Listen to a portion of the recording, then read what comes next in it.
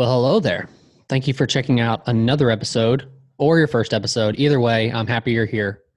This is Raised on the Radio. I am one half of the show. I am Colt Brocado, my good friend Patrick Blair in Zoomland. Normal. Let's do this. What do you want to talk about today? You have so many rants apparently. What do you I'm excited to hear what you got. what do you think I'm pissed off about? If you had to take a guess, I'm going to say Mike Tyson and Roy Jones Jr. 100%. Now, while Okay. I didn't watch it because I just could not bring myself.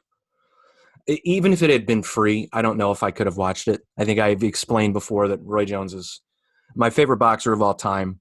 I grew up watching him. He fought way, way past when he should have. I mean, he's been punchy since 2003, and he fought 15 years after that. For 15 years after that, at a high level too, which is, he wasn't fighting at the YMCA. Like, he was fighting real fighters at multiple weight classes. So while I look up to him and he's, sort of inspirational in a way, he's also unfortunately a tale of what not to do if you're a fighter.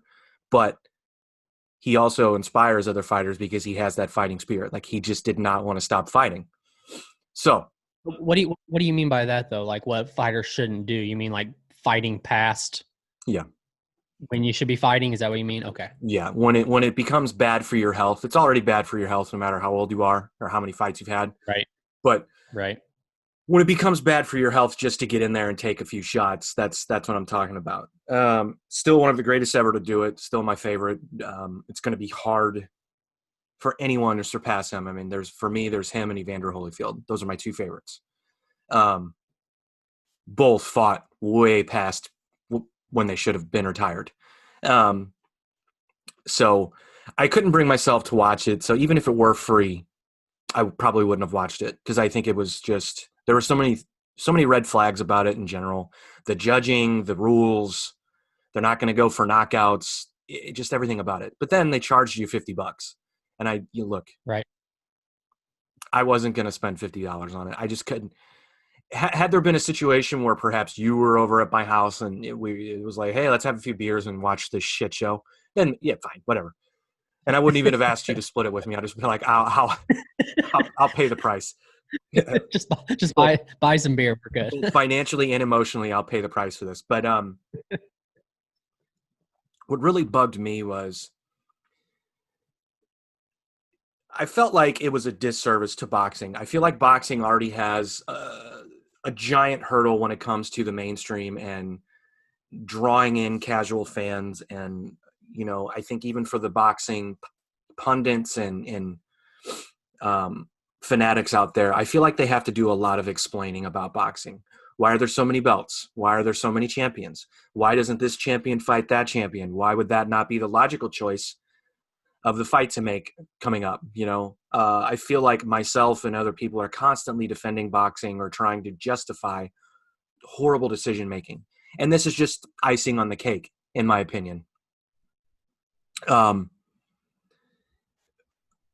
What I am, the one takeaway I have from it that I'm extremely grateful for is that Mike Tyson didn't get in there and act like a buffoon. Meaning he didn't bite anyone's ear. He didn't attack anyone in between rounds. He honestly, I was having a discussion with one of my fighter friends and we were just texting back and forth about it. And I said, I don't think he's capable of being in a boxing match where the stakes are high without being an idiot. I don't think he's capable of doing it anymore. I just think mentally he doesn't have the mental capacity anymore to do it. And my friend was like, well, dude, he's 54. He's got kids, all that. That's fine. That's fine. I just didn't expect him to do it. I thought because the rule was in place where they weren't going to try to knock each other out, I thought he was going to try to rip Roy's head off. Now, all of the highlights I've seen, so the fight was ruled a draw, which I think was the best thing for everyone. Okay. And all the highlights I've seen, it was Roy Jones being Roy Jones at 51, moving away, dancing away, throwing a left hook from odd angles, doing all of the things that makes you like Roy Jones. And it was Mike Tyson being Bulldog Mike Tyson. And he was able to keep his composure. He outlanded him significantly. Why the fight was ruled a draw, I don't know. I think it was the best thing to do for everyone, like I said. Had you given Mike a decision, fine, whatever. That's cool too. If they had given Roy the decision, that would have been bad and would have been more explaining for boxing fanatics to do about who was watching that fight, who scored that fight, how did Roy win. So why is the draw the best route to go? Because it seems like from everything that I've seen so far about it, Tyson just outscored him like by an insane amount. Well, a draw sets up another fight. So have you happened to seen any numbers yet? I haven't. Have you seen any numbers about like what this drew or how much money this made or anything like that? I looked how many this buys morning. at least? Yeah, no, I looked this morning. I can't find anything. However, the pre-fight sales broke records, which I don't believe for 1 minute.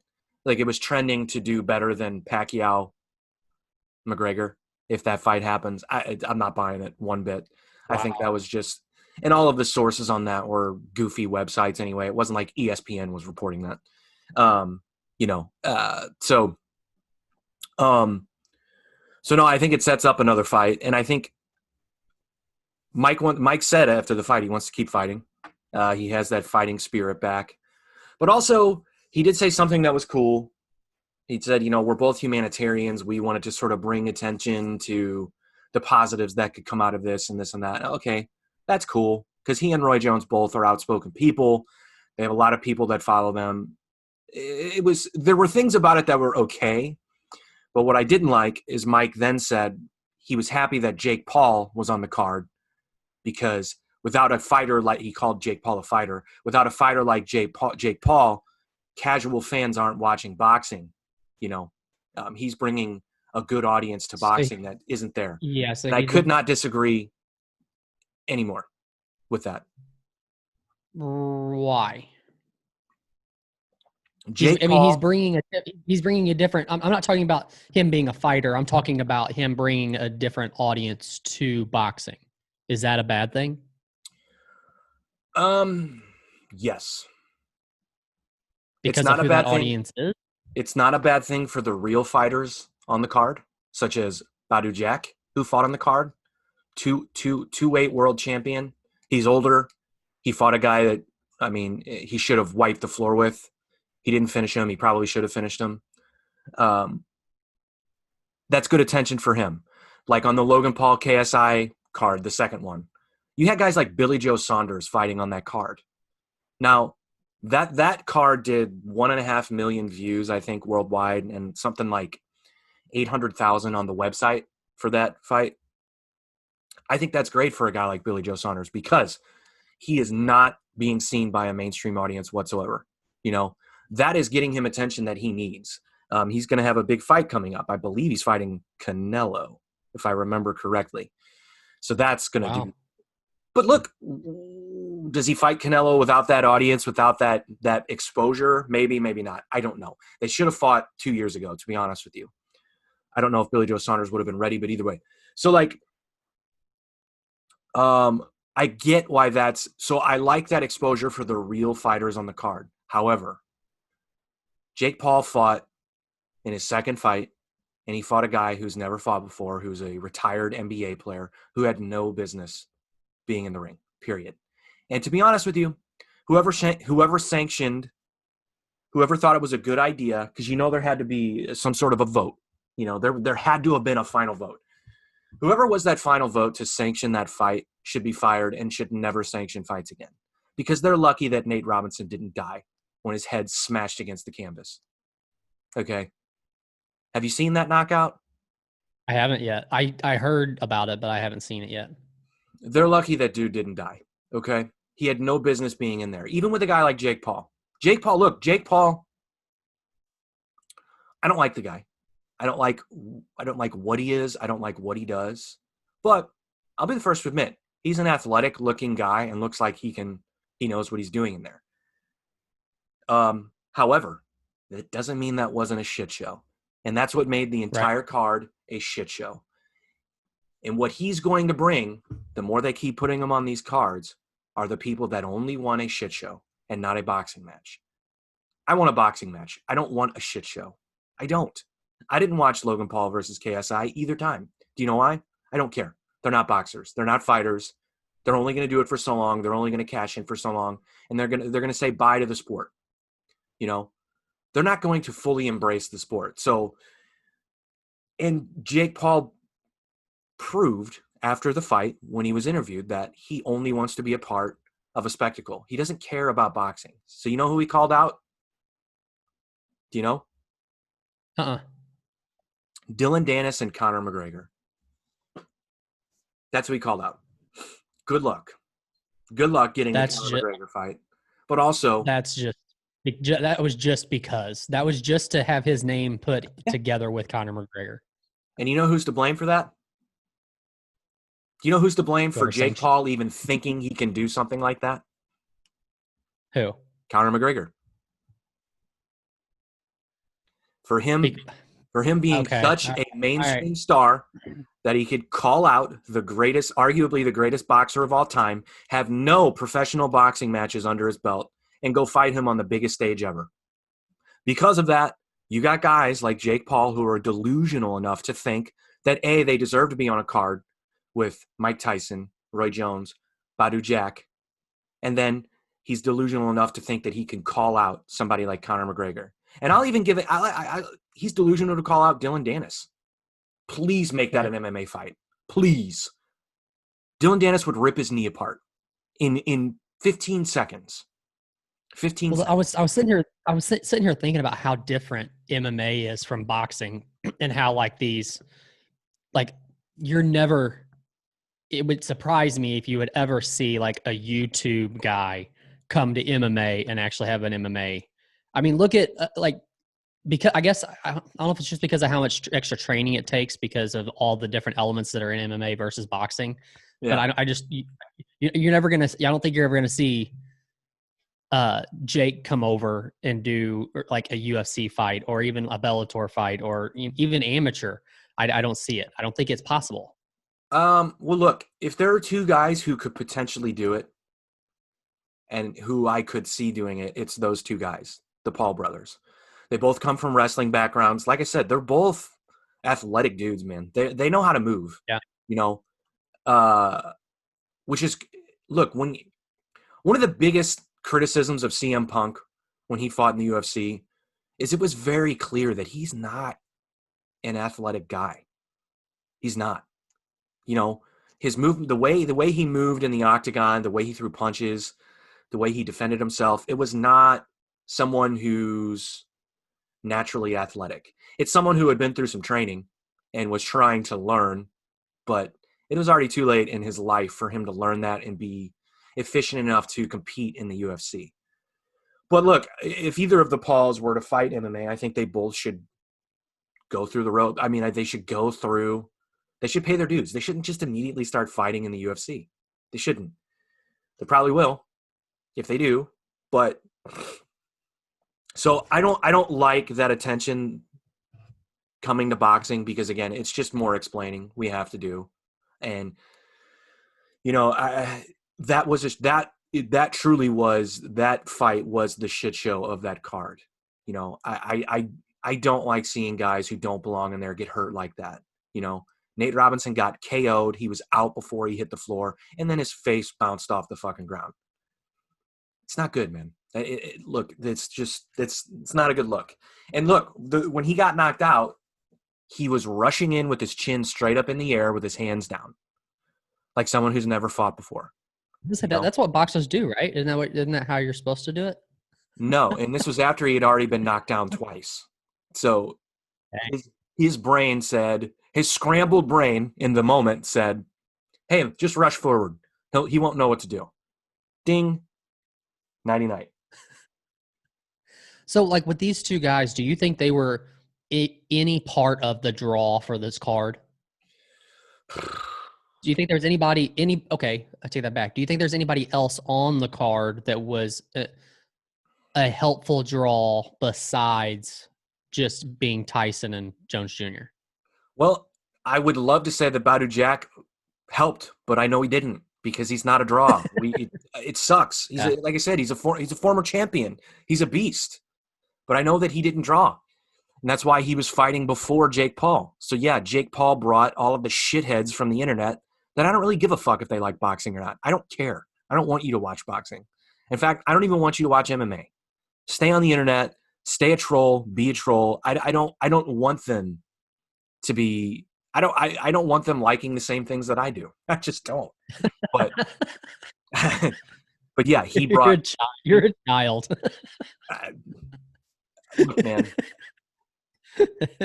I get it though. But I'll tell you why. And it goes back to me saying that this is the reason that I can't stand sports media right now is everyone feels like they need to be a troll to get clicks. So immediately after that knockout, there are people who are considered to be legitimate journalists within the boxing and MMA community posting memes about Nate Robinson. I'm sorry, but that's wrong. I don't agree with that. Have some class, have some dignity, like care about your job, instead of your Twitter followers and your clicks. Like I get it. It's how you earn your living, but couldn't you have found a more creative way to express your opinions on that fight? So I don't know, just join the rest of the trolls, I guess. I guess that's the easy way out. I don't like it, man. I don't like it. It's never something that I'm going to do. I'll troll the trolls. I'll troll the trolls. Believe me. I trolled Stephen A. Smith last weekend when or on the day after Thanksgiving when the Cowboys lost and he showed up on SportsCenter with a cigar and a cowboy hat. He's a fucking dick diver, dude. I can't stand him for so many reasons. It started with his treatment of his coworkers, which he did on television. I don't know how he got away with it. I've already talked about that. But now it's like, hey, the Cowboys are 3-7.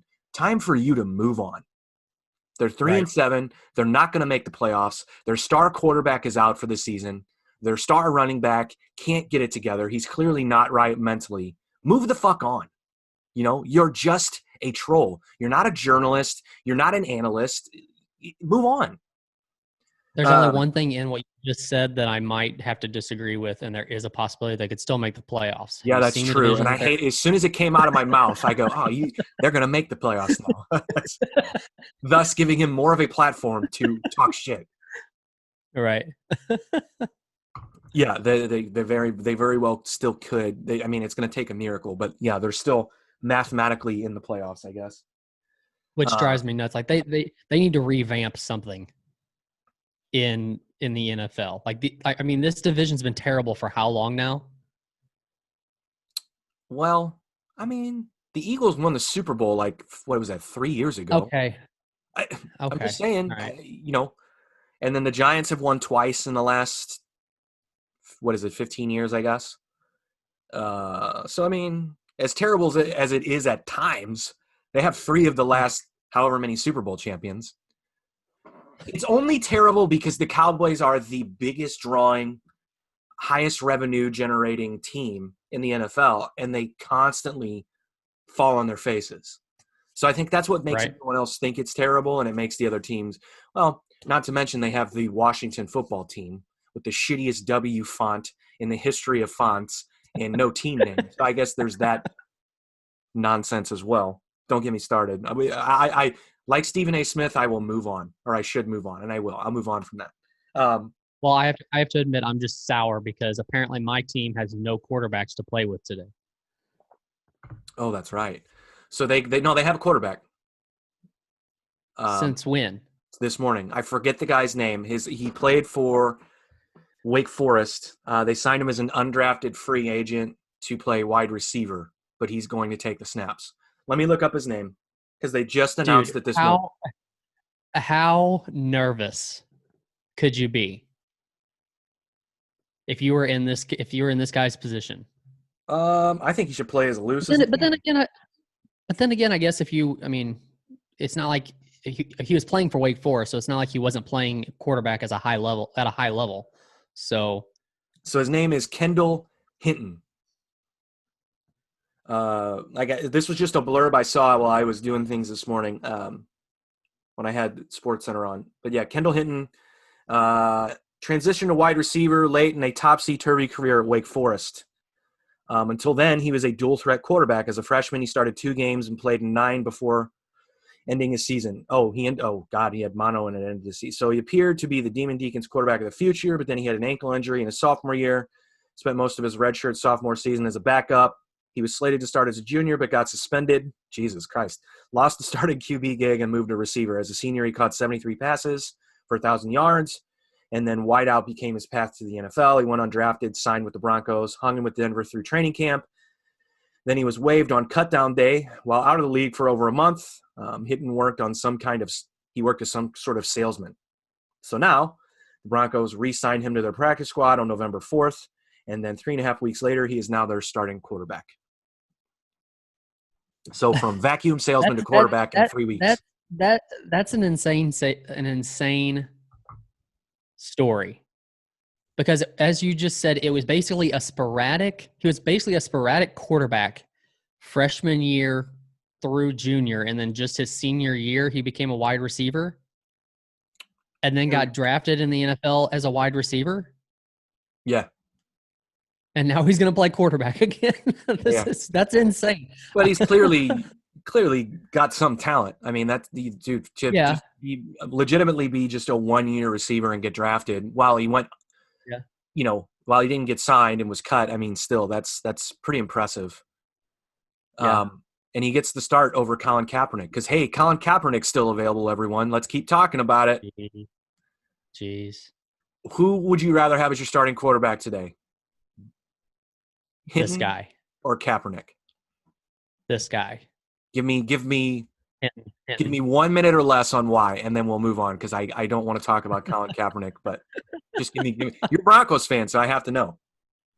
I'm not. This has nothing to do with all the kneeling stuff or anything like that. I have not been a fan of Colin Kaepernick since the beginning. In the very beginning, I feel like he's one of those quarterbacks that he did well for his first season, and then everybody figured out how he plays and what he does, and they shut him down.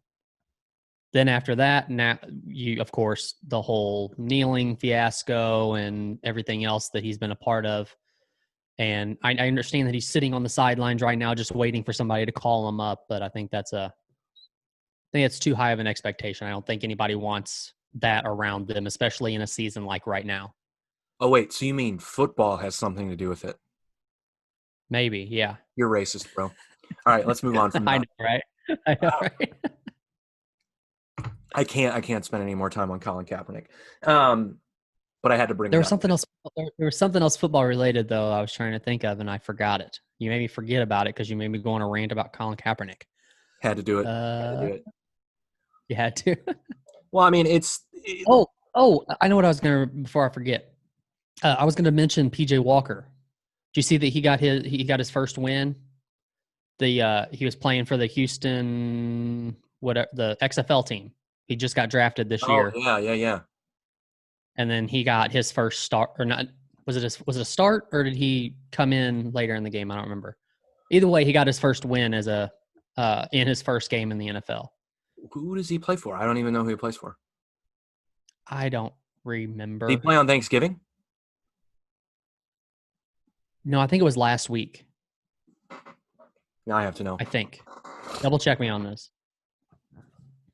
I should really come to this show with more knowledge about things. I just think about things on the fly, and then I'm like, I don't have any information on this at all.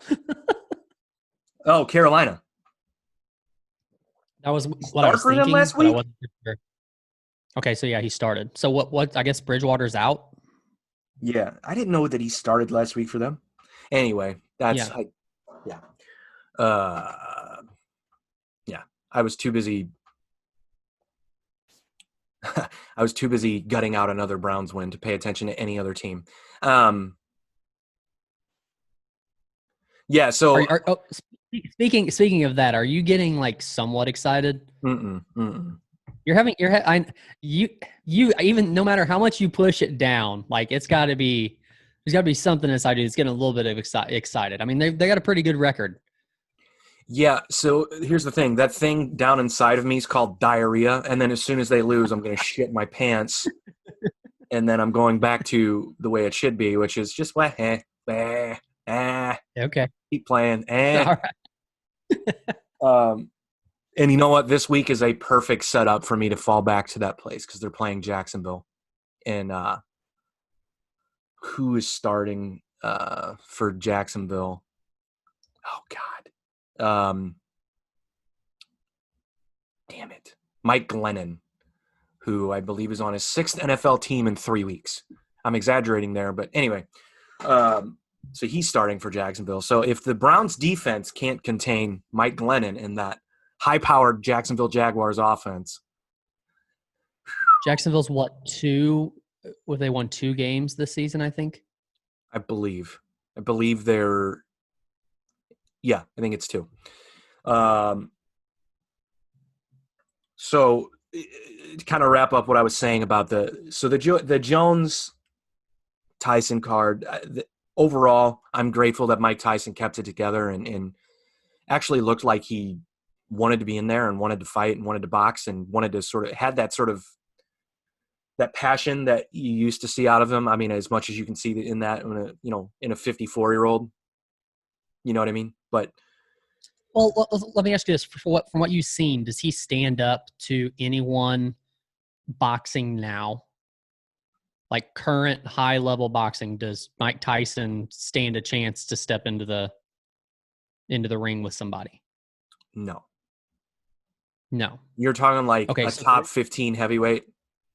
Anybody. The reason I ask is because he's saying, or you said that he said that he wants to continue this.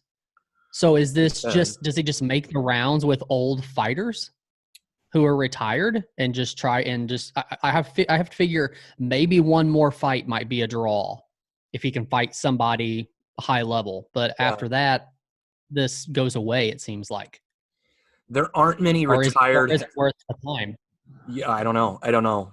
I mean, I guess we'll have to see what the pay-per-views were, but if both of these guys made good money, why not have a rematch? Or I would feel like if they had a rematch, though, they would up the stakes. I feel like perhaps maybe it won't be an exhibition. Maybe the judging will be different. Maybe the rules will be I don't know. I like the way the rules were because I didn't want to see either of those guys get hurt. It's just I don't get any joy. Even though I like watching guys beat the shit out of each other, I don't get any joy out of seeing one of them get hurt. Whether it's MMA, whether it's the highest of high levels in MMA or boxing. I hated watching Deontay Wilder get his ass kicked by Tyson Fury. I hated it. I'm a Deontay Wilder fan, more so than I am a Tyson Fury fan. I hated watching it, dude. I had an uneasy feeling in the pit of my stomach that entire fight because he was getting the shit kicked out of him and he didn't have any answers. It's one thing if a guy gets rocked and he comes back and proves to you like he can hang in there. He has answers for the guy across the ring from him. He can defend himself. That's one thing. But Deontay Wilder didn't have any answers. He was getting, it was like he was getting bullied. And I don't like watching that shit. You know what I mean? That's what internet trolls want to see. They go to the internet to watch bum fights and they go to the internet to watch, backyard fights and shit like that. Stay there. All of you people, if you're one of those people and you're listening, stay there. Don't come to boxing. Don't come to MMA. It's literally no different than like the armchair quarterbacks. The guys drinking beer and eating wings on Sunday, sitting in their chair, yelling at a quarterback on the TV that they're doing terrible. It's same concept. Your casual fans, which we talk about all the time, they got people who want to see somebody get their head knocked off. Yeah. But I also think they don't understand what you're explaining. Like they don't understand the concept of liking the sport without people liking a sport as brutal as MMA and boxing, but not really wanting to see people get hurt. Yeah. Like there is a line there, but a lot of people don't understand it. Yeah. I love football too. And I love when a quarterback gets lit up, but I don't want to see him get hurt. You know what I mean? I love when one of my favorite, the most devastating guy on my favorite football team swung a helmet at a quarterback last season. And when he hits a quarterback, I get excited when but also I know that he can fucking hurt somebody and I don't want to see it happen. I want to see the quarterback get up and be able to finish the game. That's not why I watch. That was with Pittsburgh, right? Wasn't that brawl with Pittsburgh? Yeah. Mason Rudolph. Which we We don't need to get into that. I didn't know if that was a sore subject or not. I Know thought where my about heart, it. you know where my heart lies with that. Yeah. I also thought about Pittsburgh being undefeated right now, and I was just curious on your take on that. So gross. Fuck them.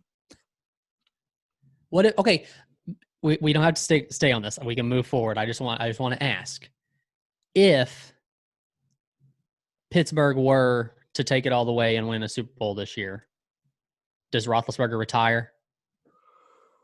I hope so because I'm tired of looking at his puffy face. He really, I really can't stand him. I would say no. I would say no. If I had to guess, I would say that he keeps playing. Because of the talent they have in place there, because of the coaching they have there and the fan base they have there. I would imagine that even if he does win a Super Bowl this season, I would think that he would hope that he could come back one more time and do it in front of all of the fans in the stands. Gotcha. You know what I mean? I just feel like it would be a bad time to walk away because of COVID and the limited exposure that they're going to have live in front of their fan base. So that's just a guess. The reason why I say that, I don't know if I've talked about this on the show or not, but I've been thinking a lot lately about how we're only a couple of years, if not less, away from like losing the veteran quarterbacks that we've got right now in the NFL. I mean, your Drew Breeses, your Tom Brady's, your Ben Roethlisberger, Aaron Rodgers, all these guys have been around for a long time. And it's weird to think that like Russell Wilson and Cam Newton and these guys are like veteran quarterbacks now. Like they've been in the league for quite a while, and it doesn't seem like they've been around that long. But they're going to be like that next class of, Drew Brees and Tom Brady and all those guys. It's kind of crazy. Yeah, and the funny thing is the wave below them, the wave of quarterbacks below them are going to be even better. So with Mahomes and Kyler Murray, and while people don't seem to like him, and I think it's odd, Jared Goff, I think that guy's still getting better. I'm a fan. Yeah, yeah, I think he's. I said I'm a fan. Sure. Yeah. Who's another guy I was thinking of? Shit. Well, look at two of the youngest guys they're actually facing each other today. Herbert for the Chargers and Jake Allen for the Buffalo Bills. Those two guys look like fucking killers. They look great so far. Now they could digress. I don't know. But still, I mean, those two guys. So if you look at like the next wave of guys coming up, it looks, I wanted to throw Baker Mayfield in there, but I'm not sold. So we'll leave him out of that. God, this is what you go through as a Browns fan. So anyway, also Drew Lock. I think Drew Lock can be a stud if he can stay healthy. Yeah, that seems to be a theme with him though, he seems to be kind of injury prone, unfortunately. Yeah. I think he's an NFL quarterback for sure, but is he a star NFL quarterback? We'll see. He could be one of those guys that just bounces around because, he couldn't stay healthy. He'll have one of those years that you see out of a guy. He'll have like a Case Keenum type year where he kind of surprises everyone, and then or maybe he floats around as a backup quarterback and then he gets another shot to. Yeah. I think Denver's a good place for him though, because the front office really likes him. So when you have the front office on your side, fuck, the world is yours until they finally pull the plug. How long that is, I don't know, but right. I guess you've seen that Detroit just got rid of their GM and coach. Yeah, that's not surprising. I think. Well, I didn't notice. I didn't realize, which I guess I should have, because I follow Stafford. I like Stafford as a quarterback, but he's only good for like the first 5 games of the season. I think. I'm sorry, not just Stafford, the team in general. But I didn't notice the record until I guess it was on Thanksgiving Day. They showed the record on TV, and I was like, the coach's record with that team is god awful. Yeah, Stafford needs to get out of there. Yeah, he needs to get out of there. That place is just a black hole for talented football players. It really is. They haven't won a playoff game in 60 years. Something like that. You know? Right. I just wonder, like, if nothing else, maybe Tom Brady, his move to Tampa Bay should have been a wake up call to some other quarterbacks, maybe like a Stafford, that you can go somewhere else and be successful. Yeah, but How many people thought that Tom Brady would ever leave New England? yeah, but as painful as this is to say, you're also talking about arguably the greatest quarterback in the history of football. It's not like every guy can go do that. I If mean, it there was pains one me that guy you that could, say that. it was him. I mean, Peyton Manning did it. He left and won a Super Bowl elsewhere, and Right. not many quarterbacks can do it. I think Stafford needs to get the hell out of there. Like I said, I think it's a black hole for talented football players. If you think about, they have arguably two of the greatest players at their position never even sniff the playoffs, never even sniff winning. Barry Sanders and Calvin Johnson, just Right. forget about at their position, two of the greatest football players ever play for that fucking franchise and get nothing out of it. So much so that Barry Right. Sanders was like, dude, I'm just going to retire young. I don't even want to get traded. I don't want to go anywhere else. I'm just going to stop. Like, this is too much. Both guys, Calvin Johnson retired young too, early too. So like, yeah, it's, I think for them they should have just stuck with Jim Caldwell. He had gotten them to the playoffs 2 out of the 4 years he was there. He had a winning record. All the players really liked him. He seemed to have a good relationship with Stafford. It seemed to be working. Why they pulled the plug on that, they basically said, hey, he averaged 9 wins a season while he was there, which most franchises would, that's a dream. Imagine if Jacksonville had a coach that got them 9 wins in 4 seasons, each of the 4 seasons he was there. He would be considered God by the front office. So they basically made a statement like, yeah, 9 wins isn't going to be enough. We're getting rid of you. And forget about, we won't even talk about the fact that people brought it up that he was let go because of his race, which, it's inevitable that conversation is going to happen. And I don't necessarily, I'm not saying I disagree or agree with that's the reason or it had anything to do with it, but it's a conversation that people have. So for them to replace him, it seemed odd when it happened. And I'm not a Lions fan, so I didn't pay too much attention to what was going on. I just know that Stafford's a talented quarterback, and that team always just falls on their faces. Oh, well, I guess the other quarterback too, that's in the veteran category would be Rivers, and of course, in his move to Indy also. And Indy's doing well this season. Yeah, but how much time does he have left? I don't know, but I'd like to see him. I've always been like not a fan of Philip Rivers. I that can't makes stand any him. sense. I'm never really. Yeah, I don't like him at all. He looks like he's racist. Yeah, just everything. He looks like he's racist, and also that is. he I don't know that I can agree with no, he that looks like statement. He looks like he says racist. You know what it is? Here's what it is. You know the beginning of the movie Office Space when Homeboy's in his car and he's got who did he have? Was it Scarface or the Ghetto Boys turned up really loud? And then the homeless black guy's walking up and he hits the lock and turns the music down. That's Philip Rivers to me. Okay. So anyway, but also he never. Why? Just because of his face? Just because of his face that tells you? Just like Big Ben, hate his face. But okay.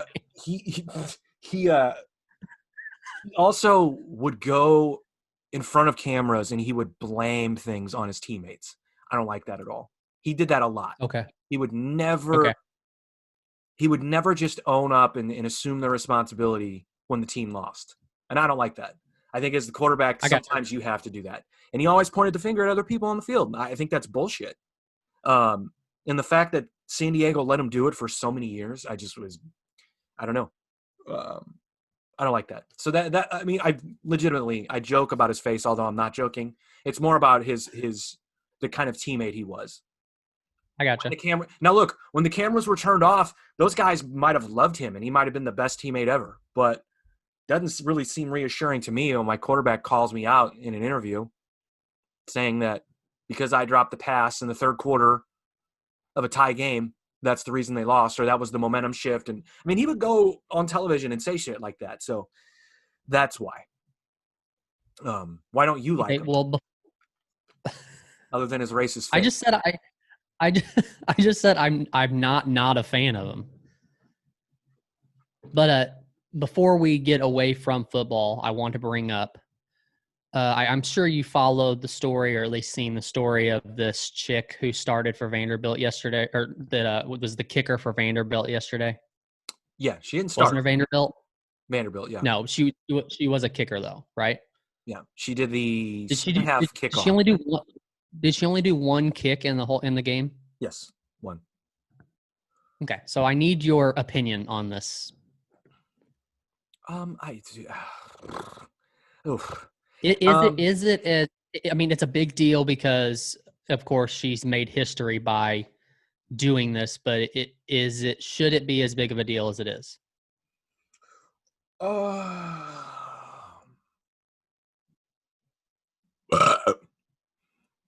I would say from a football perspective, yes, because she did it for a Power 5 school. She did it for Vanderbilt. They're in the SEC. I mean, that's a big deal. Right. For women, though, for those women out there that want to be treated equal and think we're all sexist pigs, they should have expected it, right?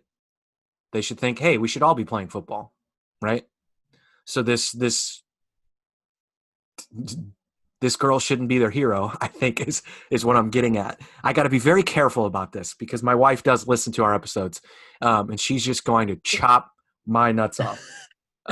Well, I guess my question is there any other position that a woman could, not, I don't want to say could do because I believe that there are a lot of positions that they can, but like, are there in your immediate thought in college and NFL anywhere, is that like, what other position would you put a woman in a football uniform? Oh, none. None at all. And none. No, it's not even up for debate. So does that take the equality aspect out of it? What do you mean? Did you say equality? That's what I said. Yeah, absolutely. Yeah. Now, okay. So now I ask you, is that fair or not? It's 100% fair. Yeah. So now you have to explain yourself. You really Go ahead. I don't care. Listen. I don't care how strong a woman is, how long she's been training. Physiologically speaking, they should not be on the same football field with a guy like Myles Garrett. Right. Even when he was in college, even when he was in high school. They are two different types of human beings. No, they should not be playing the same sport. I'm sorry. Again, this goes back to me not liking to see people get hurt. That's why. It's just not the same thing. It's not. Do all the performance-enhancing drugs you want. Like I said, do all of the training you want. I don't care how big she is either. It's just it's not the same thing. So no, it's a tough subject because like I'm all for the equality aspect of it, and I'm all for her making history by doing what she did. But to put her in any other position, any position where she can potentially get hit, I'm not okay with it. I mean, yeah, I know I'm not either, but I'm just thinking like if that were something that happened, they put a girl or a woman in a position where she was able to get hit and she did, what would the reaction be like once she finally got hit? Terrible. And you know who would react? And then whose fault is it? You know what I mean? Like, it's 100% the organization's fault. Whoever lets the girl play, and I think that's unfair to the organization to face that scrutiny. But unfortunately, that's the way it would be. Right. Okay, so the people that are arguing for equality when it comes to sports and women playing sports with men are the people that have never stepped foot on a football field, or the people that have never seen a 95-mile-per-hour fastball come by their head, or the people that have never been punched for a living? Or shall I go on? I mean, I Well, can keep going on and on. You know what I mean? well, speaking of that, do you think MMA is a different animal when it comes to that? No. Like as far as is okay, I guess I'm not saying that all women should be able to step into the ring with all men or in the cage with all men and be successful, but I'm saying that I think that there's potential that some could. Now, as you said, physiologically, strength wise, and things like that, there's just no changing that. That's just a thing that's there. Did you? But as So far as MMA goes and training goes, I think there is potential that some women could get in the cage and be successful against some men. some professional fighters, or just the Well, guy off the couch? I mean, professional, probably, right? Yeah. So Do you not agree with that at all? before I answer that with a resounding no, did you see the video? Before I forget, did you see the video of some fight that happened in Russia where a 135-pound woman fought a 500-pound man? No. I'll send you the video. It was an absolute Okay. shit show. She actually beat him. Um, Okay. he also rolled into the octagon. Yes, you heard me correctly. He Whoa. rolled into the octagon. So anyway, if you haven't seen the video, there's no context. So I'll send it to you when we're done, and we can talk about it later. It was a shit show, needless to say. So Okay. no, I don't think women should compete against men in MMA. I'm not saying they should. I'm just saying, can they be successful? Can you take Yeah, a Chris Cyborg could go fight, 125 pounder, some of them, and perhaps would fare okay. Yeah. Amanda Nunes, same thing. Yeah, she could face some. But do I think I that bet I bet Holly Holm could kick CM Punk's ass. now again, we're talking about shit, I spilled my coffee. Now again, we're talking about two different things.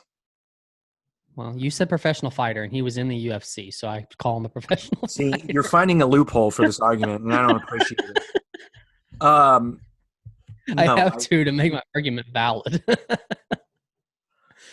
uh, do no, I immediately thought of Cyborg fighting like Davison Figueiredo, the flyweight champ. okay. I think he wipes the floor with her, dude. I think he just I just don't think I it's think that's a speed thing. But what's there, a 10-pound difference there with Cyborg? No, Cyborg 35 or 45. I mean, supposedly she walks around at like 185, but so I mean Jeez. maybe he walks around at 160, 165, so whatever. I still think it's just not the same thing, man. It's just not. But good for the girl at Vanderbilt. I'm happy. Look, I'm happy for her. I'm happy for what it does for women, That's an empowering thing. I'm all for that. But no, you don't go get to play cornerback or safety or Right. or running back or tight end. No, you could be a kicker. That's cool. And if that makes me sexist, then I'm gonna be sexist to protect the health of some girls who potentially are inspired by the story and want to go step on the football field with men. Okay, so I'm going to be sexist to save your life. Okay, that's why I'm Yeah, being and sexist. that's kind of where I was going with it, was just thinking that, okay, well, this is inspirational and it's motivational, and it should give hope or faith or whatever to women out there that they can do something like this. But what if something were to happen and that girl would have got hit when she was kicking? That's why What would be happening today? That's why she only did one kickoff, and it was in a Right. lopsided game anyway. The longer she stays on the field, the more potential there is of her getting really badly hurt. Mm-hmm. Which again, I am not an advocate of that at all. I'm just not. Football fans make fun of the male kicker, about how they can't take a hit, they can't tackle, this and that. Now, some of them lately have been coming into the league and they've been, for instance, I mean, I think I've showed you a picture of the Cleveland Browns punter, Jamie Gillen. He was a former rugby player. I mean, he's jacked. He can hold his own out there. but it still doesn't mean he should be laying hits every single time he's out on the Right. field. It just Right. doesn't. He plays that position for a reason. If he were capable of doing anything else, he would. So why would I change my mind on that just because you're a woman? I'm not. So I'm not an advocate of anyone getting hurt. So I can't preach it enough. So good for that girl. I don't know her name, and I feel like a shithead for not. But yeah, it was cool. It's cool. Let's just calm down, everyone. Let's just calm down. Let's just take it easy. So what other rants do you have? You said you had so many, or have you already gone through them all? No, I mean, well, you saw the post that I. So are you upset about the Grammy nominations this year? I don't know. So you saw that post. Should, That post that I put up about how Drake said there needs to be a new award show created because The Weeknd got snubbed and wasn't nominated for any yes. Grammys. I Yes. think he and The Weeknd should get over it. And my tweet on this was that real artists should not care about being nominated for any award, period. Unless it's like some sort of like humanitarian thing or something like that. They just shouldn't care. Shouldn't care. It means nothing. Unfortunately, the music industry has, huh? Why are you saying they shouldn't care? Because they shouldn't be doing it for an award? Is that Yeah. is that kind of where you're going with that? Art. Okay. Why are we rewarding people for their art? And why are we saying it's better than someone else's? It's So you're saying get rid of all award shows? Yes. Especially the Grammys and the Emmys and the Oscars and shit like that. The American Music Awards. I mean, once we're like fans vote, that's fine. That serves its purpose, whether it's rigged or not, or whether it's real fan votes, who knows? But if you're saying the fans have spoken, The Weeknd, you are this year's Artist of the Year at this year's American Music Awards. Okay, I'm okay with that. But not some fucking bullshit committee that is made up of people who are non-creators, who are just executives, and people who want to use their position of power to say someone's better than the other. Ew. Why? And what has happened is the music industry has designed this to sort of matter when it comes to your career. Unfortunately, for someone like The Weeknd, if he has Grammy nominated or a Grammy award-winning artist in front of his title, it helps him. For some reason, it generates more interest. And I think that's, again, gross. You want to know some of the nominees here? I mean, why is it gross though? Like, what is? I mean, if you're in that position and you are given that award, and so you now have that to add to your resume, you feel gross by that? Yeah. Why does he need a resume? Shouldn't his resume be the music? Shouldn't the accolade be, I recorded a really great album that could be a crossover and anyone could listen to it. I'm not pigeonholed into some certain genre. I cross all the check marks. I cross off everything. I fit all demographics. Shouldn't that be what it's about instead of I won some bullshit award? I mean, I guess. I guess it's just hard for me to separate from everything that I've seen for my entire life, and it's not just music; it's everything. Actors, it's they all have potential to win these awards for different things, and I guess it's just, I guess it's just padding a resume, I guess. But I understand what you're saying, and they're kind of in a profession, if you want to call it a profession, where those awards shouldn't matter. I don't guess it should just be about the music, but I don't know. Let me ask you this. Let me ask you. So the people that put this shit together, this horse shit together. Let me ask you if you think these are people who are creators. They understand the art and the process behind not only writing music but recording it and putting yourself vulnerably out there for people to judge you. Okay, because let's not forget that we're in a different time now where You have, like we've talked about, these trolls that are constantly waiting for you to put out a fucking flop or a piece of shit, even though there could be a million other people that don't think it's a piece of shit. For some reason, that voice of people who say you put out something bad, and I'm using air quotes there, their voice is a resounding level of the volume of their voice, and the reach is so much more than the people who actually liked it. So let me ask you if you think this is a committee of people who know what that's like. So for best rock performance, now the way that they describe this is for new vocal or instrumental solo, duo or group, or collaborative rock recordings. Now remember, I'm using the word rock. Okay? Here are your nominees. Which has many different meanings these days, apparently. It shouldn't. It shouldn't. It should be very clear what rock music is.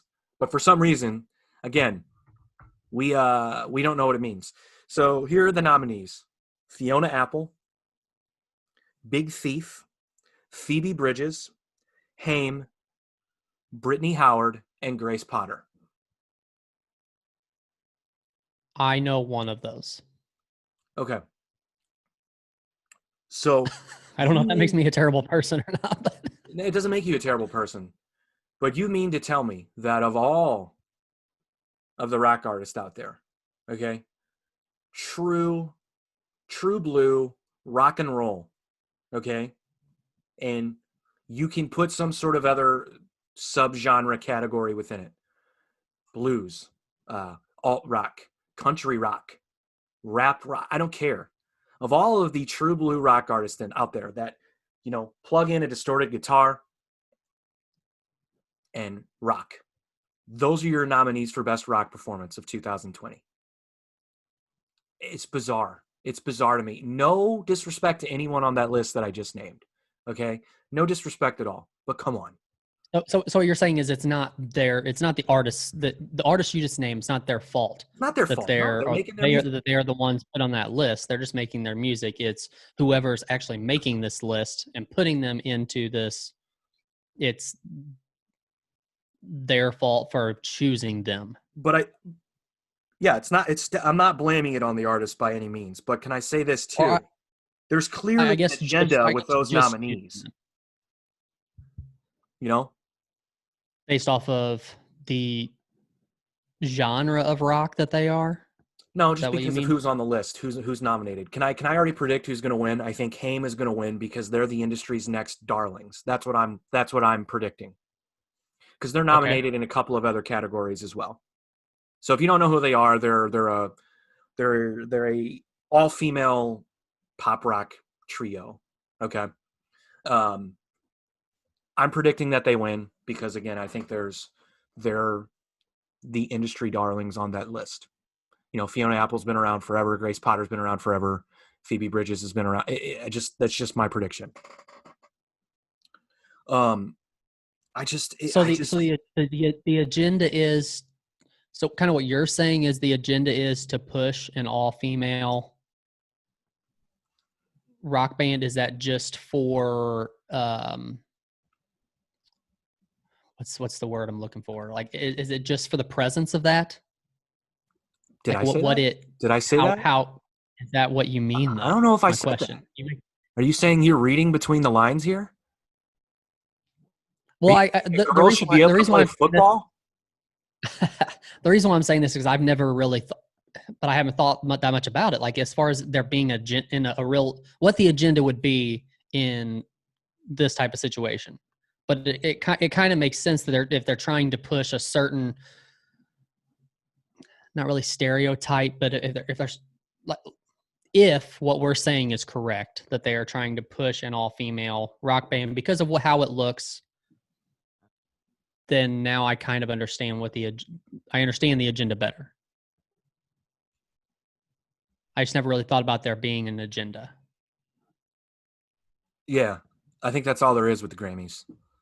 But well, now I'm interested in going back and looking at previous Grammy winners and stuff and seeing if I can tie some knots there and find out what the agenda may have been in previous years.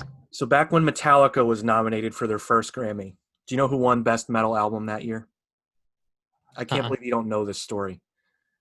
Jethro Tull won Best Metal Album. What year was that?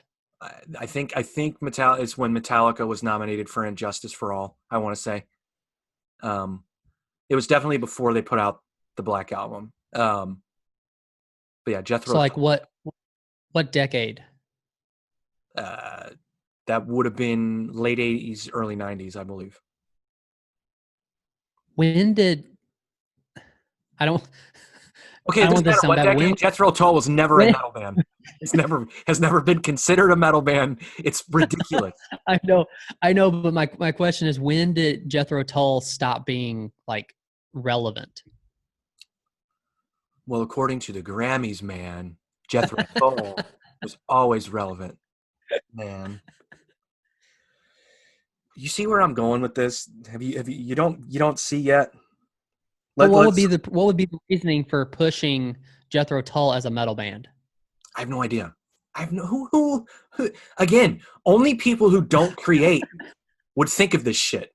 That's the only reason. That's the only anyone who's ever created rock music or metal music before would go, yeah, Jethro Tull's not a metal band.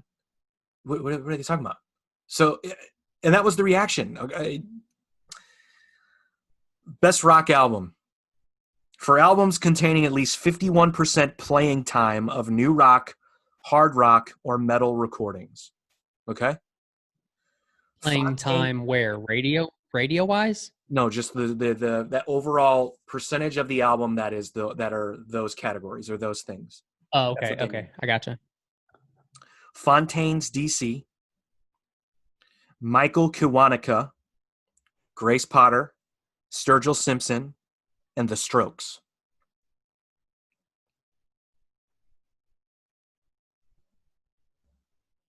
I mean, again, of all of the artists that are considered rock that put out an album this year, that's the list they came up with. So I don't know what to do other than just boycott the Grammys again this year, which it's not going to matter. This may be a dumb question, but I'm not sure. Is what do record companies like? What kind of influence do they have as far as this kind of stuff goes? Tons.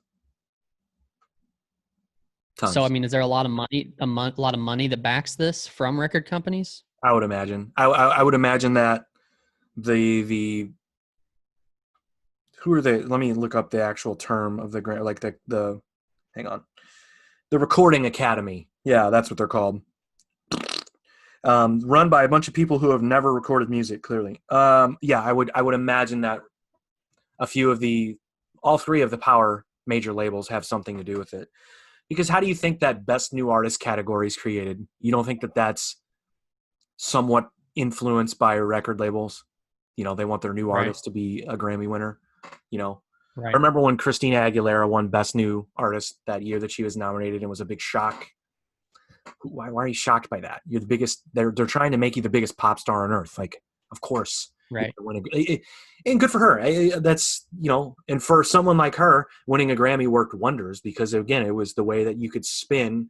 All right, now not only is she a pop princess, but also she's a serious singer. You know, a serious artist. That whole thing. I'm not shitting on the artist. I'm shitting on the Grammys itself, and in the group of individuals or the group of people that come together and think that this is a competition. It's not a fucking competition. But some of the artists buy into it too, man. They want to win a Grammy. They record music to win a Grammy, apparently. Just like, you know, every year when the Oscars roll around, like they're predicting who the Oscar winners are, and that he's been working for that Oscar performance for 15 years. Every movie, but whatever. I don't know. I thought he was just trying to entertain me, but cool. I don't know. So what you're saying is, for you being a musician for as long as you have, you've always been out there just to entertain people and just to make a craft and just to be an artist, not worried about what it's going to bring you. Or about it bringing you an award. I certainly haven't given a fuck about an award, but again, that goes to, you know, that same sort of criticism about writing pop songs and songs being on the radio. You know, I don't like the people that say it's easy to do, but also I know it's not easy to do. You know, so I'm sure it's not easy to write a record or write a song that will get nominated for a Grammy. You know, but no, it's certainly not something I have actually tried to do or care about doing. So, do it for me, do it for people that enjoy it. You know, because I am, after all, a fan as well. So I appreciate people that put out stuff that I like. But before we end, let me ask you this: if I give you two songs that you say you never have to hear it again in your life, I'm going to give you two options. You tell me which one you would pick. Okay? Okay. Sweet Home Alabama or American Pie? So let me ask you this. If you're at a bar and some asshole's doing one of those karaoke, which one infuriates you more? I think is the way that I think about it. So the more drunk shitheads that raise their beers in the air and swing them around and get beer all over me, whichever song gets more people to do it, that's the way I view it. Probably Sweet Home Alabama. And I think that's because I think I've heard that in my lifetime a lot more. Yeah. I mean, I've heard both of them a lot, but yeah, I could probably go the rest of my life without hearing Sweet Home Alabama anymore. I think I'm going to have to agree. Also, it's an incredibly racist song. So let's just kind of wipe that from existence as well. Well, it was during a time where racism had its big part in music. Might have been a little bit prevalent, yeah. What can you do? Ooh, you know what really made me hate that song is when they redid it or did like a little cover of it in the movie 8 Mile. Oh yeah. I live at home in a trailer. Oh God. Out where they're working on the car. I hated it. I just can't stand that movie also. That was on yesterday, and that's what made me think of this in a weird way, in an odd way. The movie was just on, and I stopped on it because I was in between football games yesterday. Boy, that is a bad movie. I just can't stand it. I just can't stand Eminem, and it reminded me that movie made me dislike him more. Everything about that movie just drives me nuts. Have you ever been a fan of Eminem? Nope. Never. No. No. I just that's another rant I can save for another show, but no. He really he has one of those Philip Rivers faces. He doesn't have a racist looking face. He just has a face that I just want to give him one of these. I don't know what it is, but I can't stand it. Like you're talking to a 4-year-old kid right now. I'm gonna give you a knuckle sandwich. Yeah, just you have a racist face. Yeah, it just has one of those faces. They're saying "pal." Oh, man. Anyway, I digress. All right. Well, on that note, are you ready to get out of here? Yeah. All right, let's do it. Out.